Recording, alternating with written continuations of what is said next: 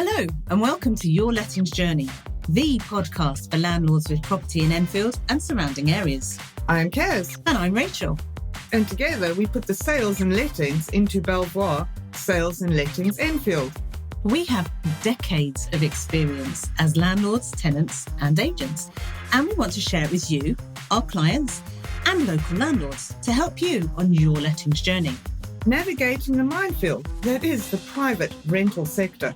We promise you topical debate, expert industry guests, and honest opinions, even if they are a little controversial.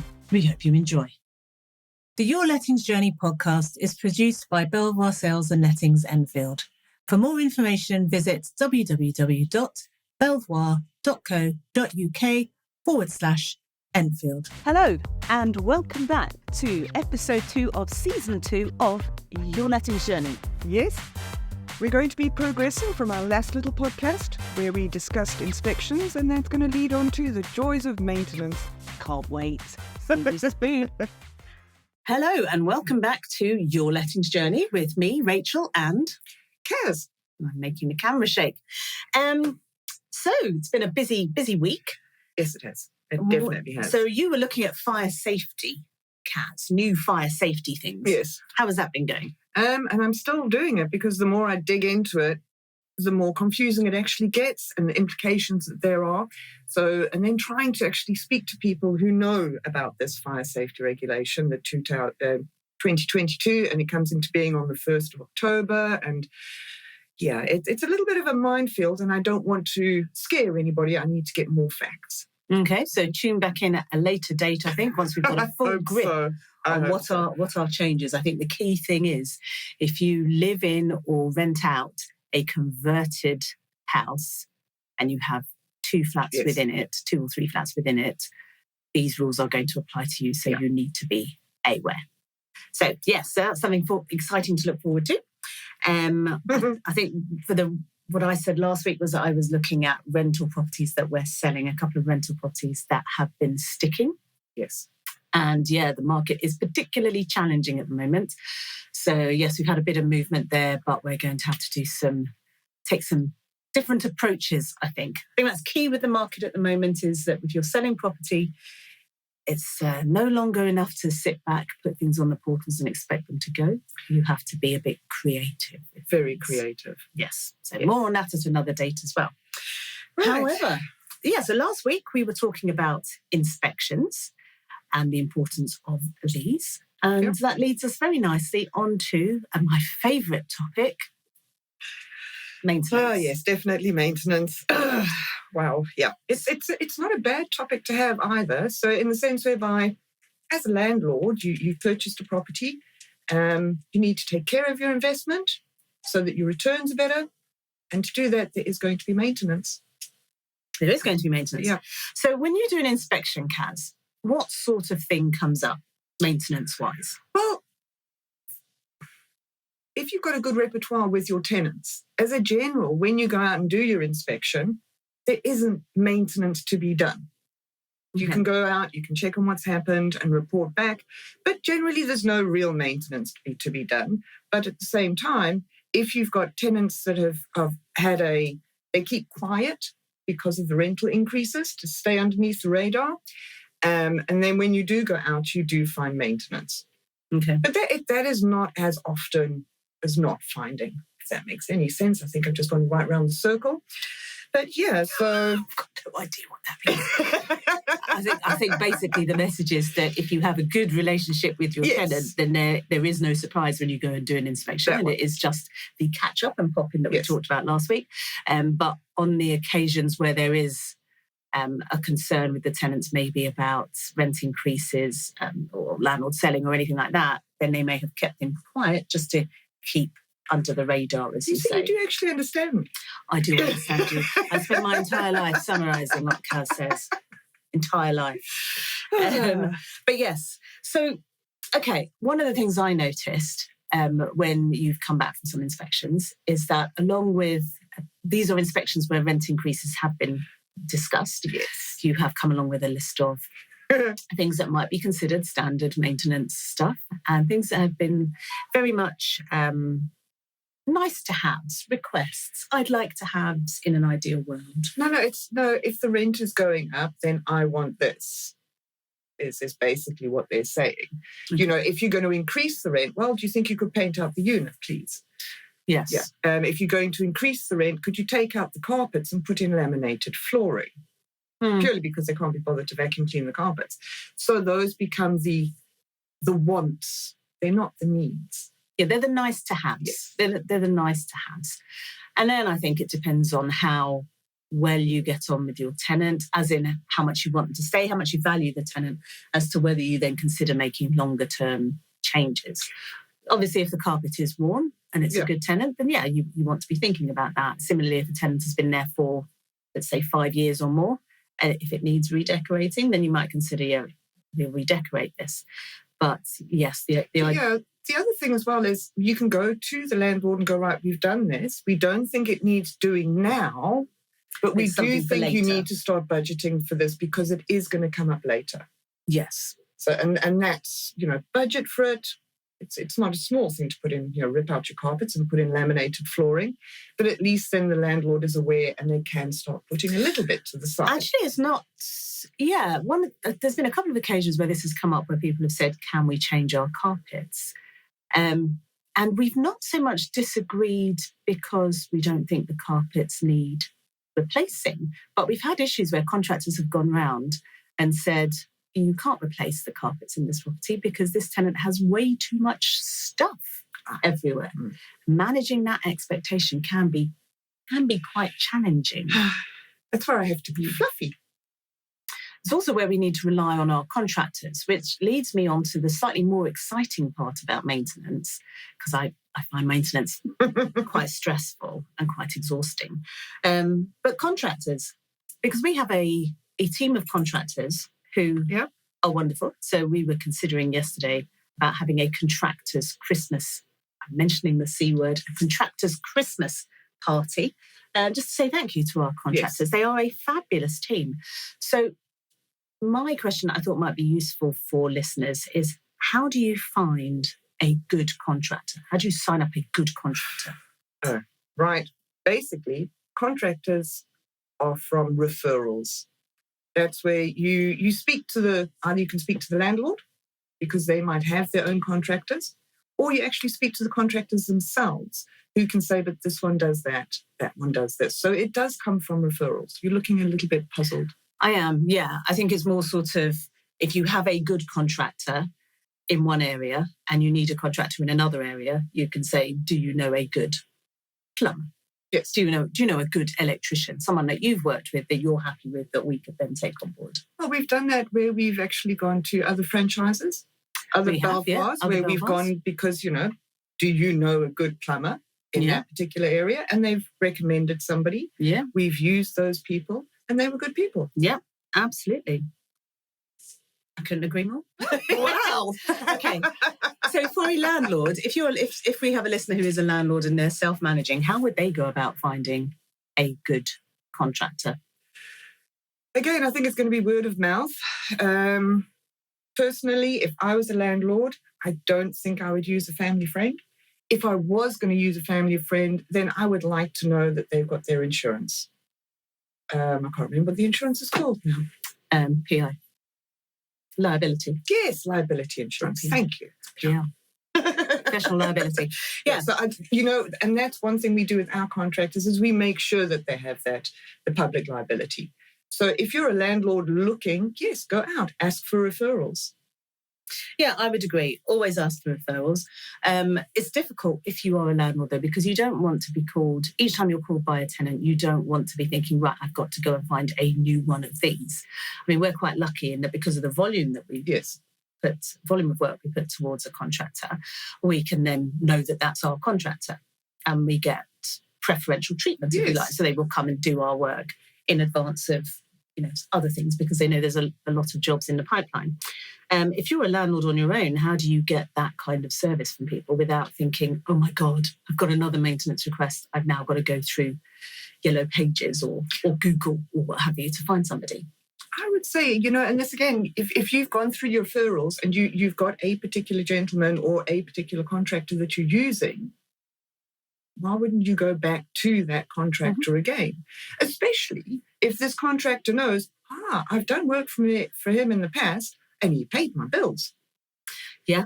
So if I've got He paid my bills. He paid my bills. He didn't quibble over it. He didn't try and knock me down. And it was a reasonable price. The work was good. I think then you open up a dialogue. You have a communication with that particular contractor. I would stick with them. I would stick with them as well. And as a contractor, I would stick with you as a landlord. Yeah. The only issue you then have is if someone is too busy because you are small, or if they're on holiday or anything like that. And then you have to start looking out again for people. So it's... that's where being an agent, we have a little black book, Rachel. We do have a little black book. And this came up recently, actually, didn't it? We had a letter-only landlord who was looking for a contractor and asked if we could give them details of our contractor. And we have done that in the past for a few landlords where we get on with them, quite well, and they come back to us and we know how they work and we know that they're going to play fair with our contractors. But on this particular instance, I didn't feel comfortable with it because I know how this particular person works. Yes. And I just thought, you know what, I'm going to, for two reasons. Number one, I'm going to protect the contractor from haggling about price and being messed around. But also I didn't want to have any comeback from the landlord saying, I wasn't happy with your contractor. I didn't want to be held responsible for that. So I think that's one of the key things is actually having that black book and being able to get contractors to come out, whether it's standard maintenance or an emergency, is one of the things that you employ a maintenance or a management agent for. That's one of the things you're paying for, is having access to that black book to be able to get things done quickly. And so should you automatically have access to that black book if you're not paying for management? I think that depends on the relationship, and I'd say no. Yes, I'm also going to say, no, you don't automatically get privileges to our black book. It's taken us time to build up that black book in the sense whereby, finding a contractor that works with us, finding a contractor that if I go out to the property, I expect a certain quality of work. So if I go out, I find that hard to believe. I can't believe. And anyone watching this will not be thinking, I think Kaz is not in the least bit particular. Kaz is very particular. Yes, hence, do you remember the boiler? And they said, they just changed the boiler and they left that whole mess behind. Yes. And they said, but we don't do the works. I'm going, well, that's okay. You don't have to do the redecoration works. But, you have to make sure the flue is. And I was just like, that's not, just because it's a rental property doesn't mean that you can treat it like rubbish. I think that is one of those things, is how do you then, once you've found a contractor and they've been doing a fabulous job, how do you then know when that relationship is over? Because to be fair, we've only got a couple of contractors who have been with us since 5 years or more. Not many. And they do change on a fairly regular basis because we like to work with local independents. So how do you know when that relationship is over and we can't use that contractor anymore? Their work becomes sloppy. Their prices, they seem to price themselves out of the market, which is an indication they don't want the job. But then we can't get hold of them.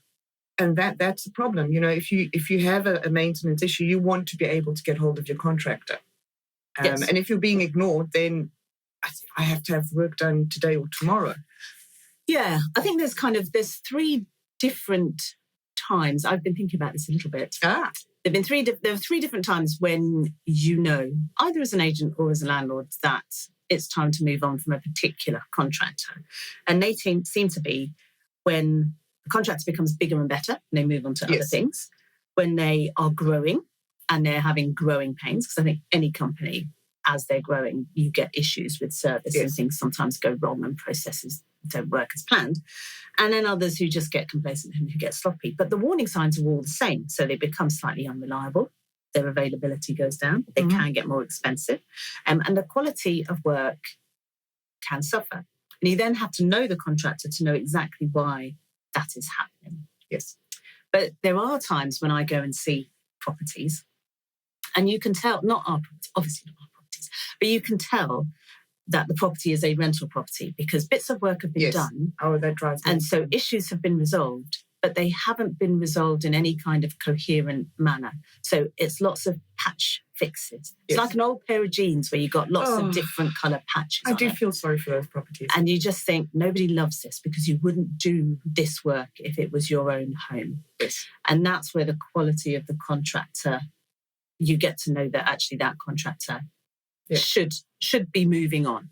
And why it's always useful to go back to your tenant and say, are you happy with the work? Yes. Is everything all right? And were you happy with the, contractors go into their homes, into their personal space, and we need to know that the tenants are going to be comfortable. And even as a landlord, you need to know the contractor that you're sending to that property, tenants are going to be comfortable with them. Yeah, at the moment, I'm just talking about the quality of work. Forget being comfortable. I'm just talking about the quality of work. But again, that is one of the things that we will ask for feedback on from the tenants. So number one, afterwards, how is the quality of work? And number two, how did you find the contractor? Did they clear up after themselves? Did they take their shoes off? Ooh. Did they have shoe covers? All that kind of thing. And so, so we do follow up on those.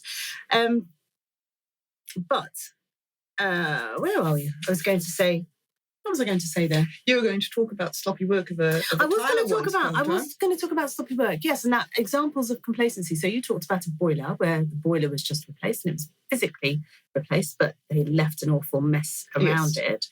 But I think one of the best ones I had, which was an example of why you have to follow up with the tenants afterwards, was where someone had replaced the floor tiles in a kitchen and they'd used two different types of tiles, two different design tiles. In the middle of the kitchen was one, and then on the edges was ever so slightly different with a slightly different pattern. And when the tenant queried it, he said, you can't really see it. And basically, what do you care? Wow. You're the tenant, you haven't paid for it, which I thought was outrageous. And when I challenged him, I got much the same kind of answer. You can't really tell, and it's not your money. Wow. So, yes, that was the end of a beautiful relationship again at that point. Yes, I guess. We have had a few. Just very, very poor.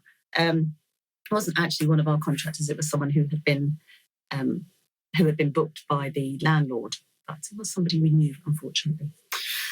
So yes, if you have a good contractor, hold on to them, have a good relationship, make sure you pay them on time and that you're very clear with what it is that you want done so that there's no kind of discrepancies and what have you afterwards.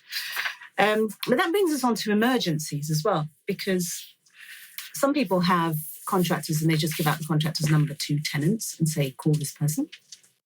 Some agents do that as well. And we have an emergency line ourselves. Oh, goodness me, yes, please. Yes, no, they do. Yeah. And so you need to be very clear. It's one of my key tips is be very clear with your tenant. What is an emergency? Yes. What is an emergency? What is an emergency? What is an emergency, Rachel? Emergency, so we were talking about this, and to be fair, what tenants have you got in your property? So, if it's a single professional couple, what becomes an emergency? Having no heating? Would we rush out there and supply them with heaters in winter? You asking me? I am asking you. Would we do it if it was a couple with a baby and they've got no heating? So then we would go, okay, you know what? They've got no heating. We need to supply them with heat. I think it depends on how bad the lack of heating is. So if it's the middle of winter and it's Friday night and they say we've got no heating and we can't get it fixed until the Monday, then, middle of winter, we would take heaters round to whoever. Yes. Or we would say, buy some heaters and we'll give you the money back, but we would provide heaters. If it's going to be fixed the next day, but they have a baby or a young child, or they're an elderly person, then we would take heating round straight away. If they were younger people, we would say, as my dad used to say, put on another jumper. I know it's not actually, because when there's, so for us heating, that becomes a bit of an emergency depending on circumstances and people, and when it can get fixed. Leaking water, never good. No. But again, depends on what it is. If it's a leak from a waste pipe on the sink and you can just put a bucket underneath it and it is from the waste, then it's not an emergency. No, it's not. If it's flooding through your roof, if it's water coming through the roof or through the ceiling, you've got a big that's problem. An emergency. If it's water coming from a neighbouring property into you, that is definitely an issue. But if it's things that you can, it's only coming from the ensuite shower, then you just don't use the ensuite shower until you've reported it and it's repaired, and that's not an emergency. But then it also depends on who the person is, as you say, because there are times when you have let's say an elderly person and something relatively minor goes wrong, but it's going to cause a lot of stress, and it's something they can't necessarily cope with. So it's important to take each tenant on their own merit. Really. That is actually very, very true. It's very true. Yeah, each person on their own merit. Which is also why we have that emergency line. So at night time, first of all, we can get a good night's sleep because we really need it. But also they can actually deal with the emergencies. And then we get to deal with them the next morning when we come into work. Yes. So, and that does work. But yeah, during the day when they're phoning up and going, we don't have this, we don't have that, it's an emergency. We can go, but you've been living with it for the last 5 days. Is it quite that emergency? Okay. I was thinking more emergencies. I mean, emergencies where they phone up during the day and we talk to them, that's all manageable. I was thinking more emergencies where somebody's phoning up in the middle of the night, or certainly after hours, but in the middle of the night or at weekends, and saying, no, that's not an emergency. That's what you report during the week. Yes. So emergencies that people report 9 to 5, Monday to Friday, absolutely fine. They can call it an emergency and we'll discuss it. But I don't want to be called at home at 10 o'clock at night on a Friday to be told that someone's washing machine isn't working. I have no interest. No, we have so no that's interest. where I think as a landlord, because as a landlord managing their own property, you can cope with calls during the day. You want things to be reported to you as they come up. So that's absolutely fine.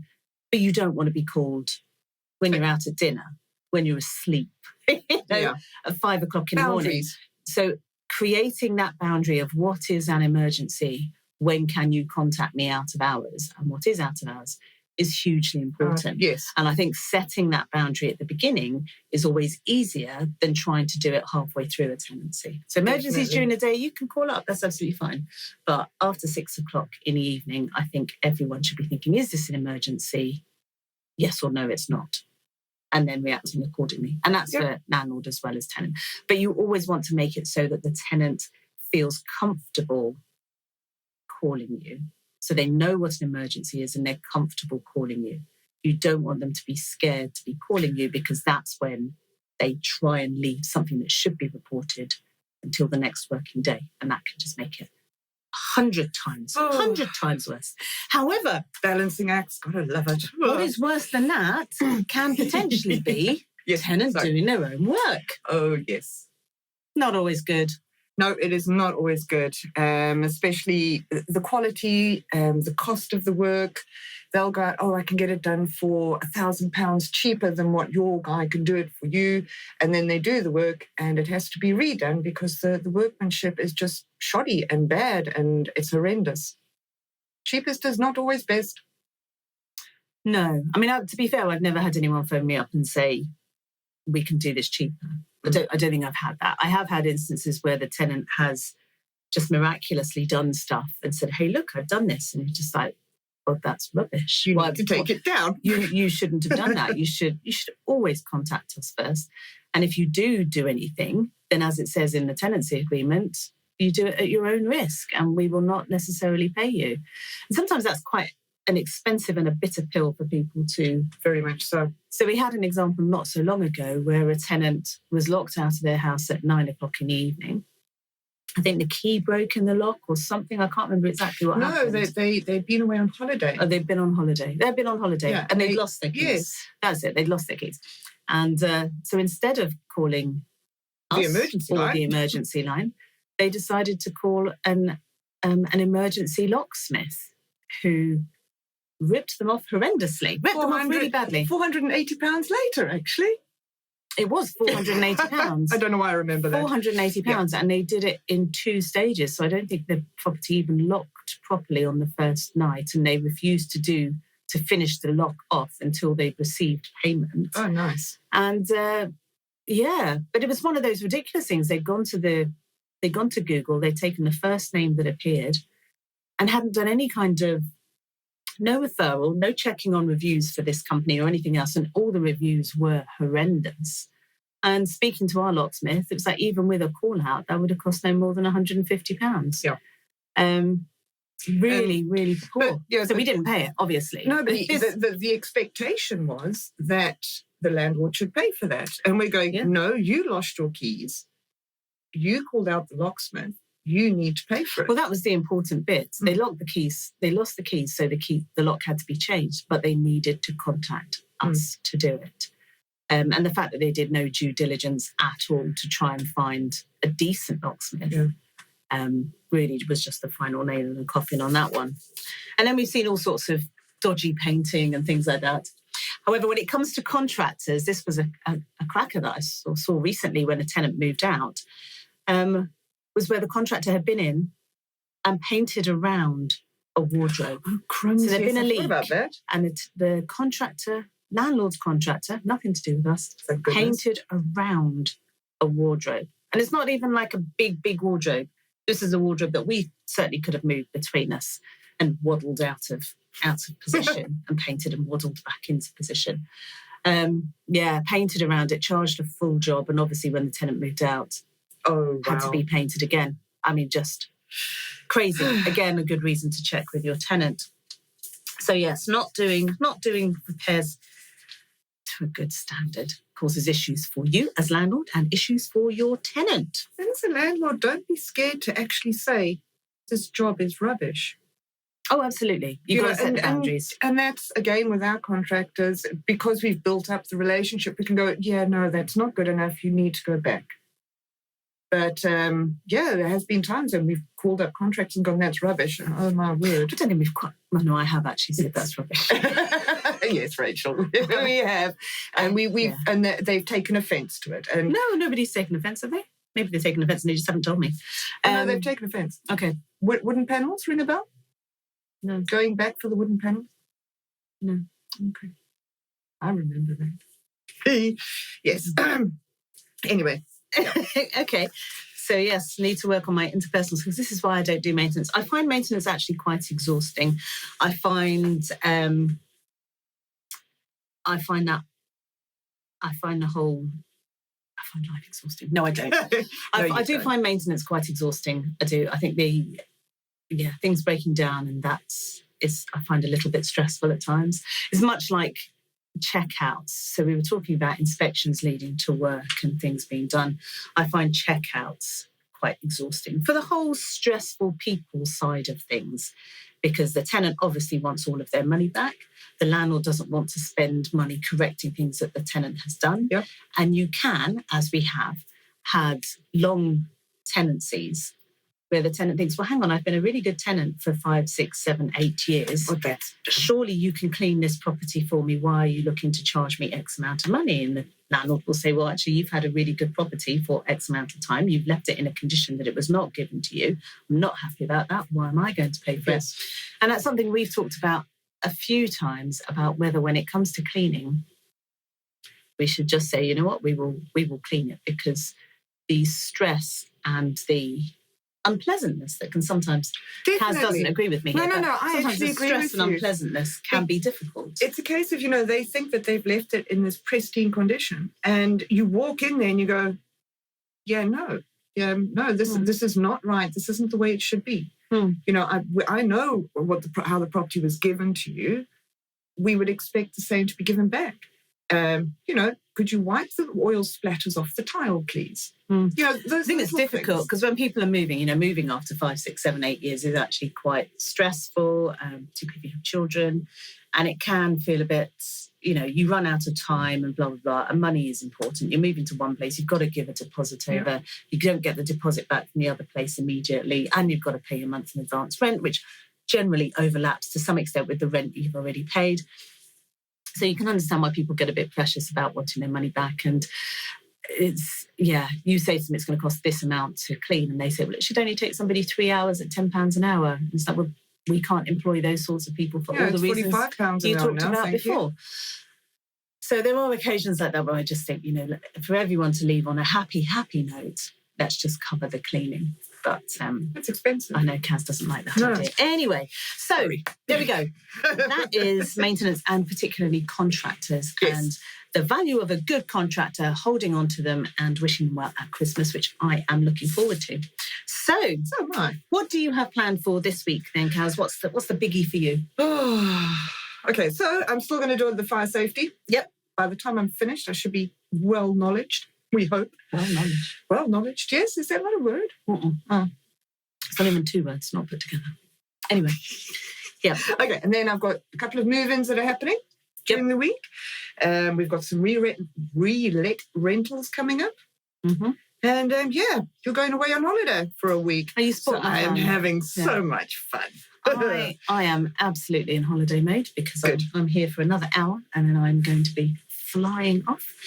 So I don't care for a week. And no, you do, don't I? I do. Actually, while I'm away, I am going to be working on Belvoir the collection. Yes. Good. Which has very little to do with rental at all. So I'm working on our new sales service, Belvoir the collection, which has a very heavy focus on marketing, which is a lot of fun and a million miles from maintenance. So I look forward to seeing everybody next week when I have a beautiful tan. Oh, nice, thanks. One thing I did want to talk about, though, while I'm away, I am missing something that I really wanted to attend. So if anyone lives anywhere near the A10, and by anywhere near, I mean probably within a mile of the A10, you will no doubt have heard the idiot people who race around the old B&Q car park in their fast cars with their ridiculously amended exhaust banging and cracking and splattering and horrendous noise, which has been going on for years without being tackled at all by police or council or anyone else to any effective manner. I have to say to an effective bit on the end there because, of course, they will say that they have done things. However, next week there is a public meeting. I believe we have a councillor. Is it Farrell Clark, who will be attending as well. So hopefully, by the time I come back from holiday, something will have been done about it because it is horrendous. Something would have been said about it. Well, there's lots of things said about it. But I drove down the A10 a couple of weeks ago, and honestly, this crack was so loud, I thought my car was falling apart. And then I realised, actually, it was nothing to do with me. It was this car park by the side. Just horrendous noise. Wow. So fingers crossed that there is some action taken while I'm away. Hopefully. Okay. On that happy note, we wish you goodbye and see you next time on episode 3. Bye, guys. Bye-bye. Before you go, don't forget to hit the subscribe button. And we'd really appreciate your support. So if you can leave us a review or share with your friends, that'd be great. We'd also love to hear from you if you've got any ideas for topics that you'd like us to discuss. Please send us an email to yourlettingsjourney@gmail.com. Thanks for listening.